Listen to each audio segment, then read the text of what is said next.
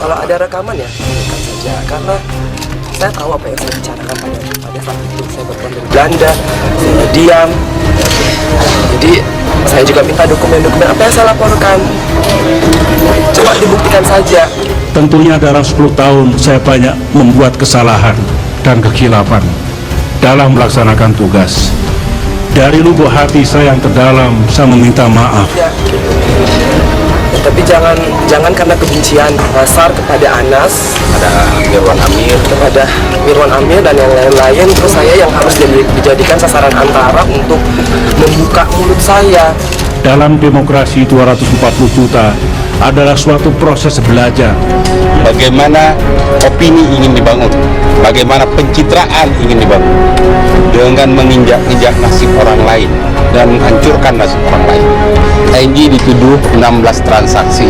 Dari 16 transaksi itu NG dituduh menerima uang 12 miliar rupiah sekian-sekian dan ditambah 2 juta US dollar sekian-sekian.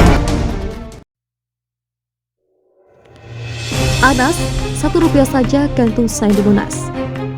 Ketua Umum Partai Demokrat Anas Urbaningrum tampaknya gerah namanya terus dikait-kaitkan dengan kasus dugaan korupsi proyek Hambalang Bogor, Jawa Barat. Ia menegaskan kembali bahwa dirinya tak terlibat sedikit pun dalam kasus itu. Saya yakin Rp1 saja Anas korupsi di Hambalang, gantung Anas di Monas, ujar Anas di kantor DPP Demokrat Jakarta Pusat pada Jumat.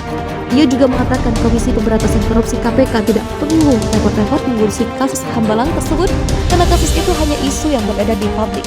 Ia menganggap pernyataan Nazarudin yang pertama kali menyebut Anas terlibat dalam kasus itu sebagai ocehan dan karangan semata.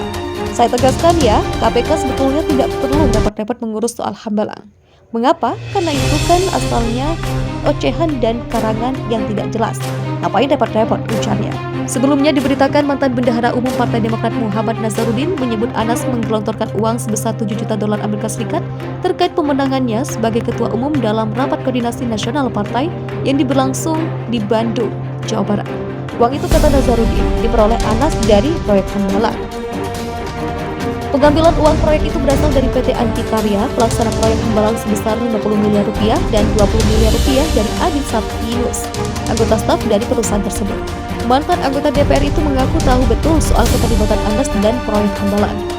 Nazarudin juga menunjukkan fotokopi kuitasi yang menjadi bukti adanya uang 7 juta dolar Amerika Serikat tersebut. Uang tersebut selanjutnya dibagi-bagi kepada sekitar 325 Dewan Pemimpin Cabang Partai Demokrat yang memilih Anas. Jadi tersangka kasus korupsi Ketua Umum Partai Demokrat saat itu, Anas Urbaningrum menyatakan mundur dari jabatannya. Sebelumnya, Anas Urbaningrum dijadikan tersangka oleh KPK atau Komisi Pemberantasan Korupsi. Anas Urbaningrum terseret dugaan suap dalam kasus proyek pembangunan kompleks olahraga Hambalang Citeureup, Bogor. Anas Urbaningrum ditetapkan sebagai tersangka pada 22 Februari 2013 lalu. Pada 23 Februari 2013, Anas akhirnya menyatakan berhenti dari jabatannya sebagai Ketua Umum DPP Partai Demokrat dalam sebuah pidato yang disampaikan di kantor DPP Partai Demokrat. Pengadilan tingkat pertama, Anas dijatuhi hukuman 8 tahun penjara dan denda 300 juta rupiah. Vonis itu lebih ringan dibandingkan tuntutan jaksa KPK agar Anas divonis 15 tahun penjara dan membayar uang pengganti sebesar 94 miliar rupiah dan 5,2 juta dolar Amerika Serikat. Atas putusan ini, Anas menyatakan banding.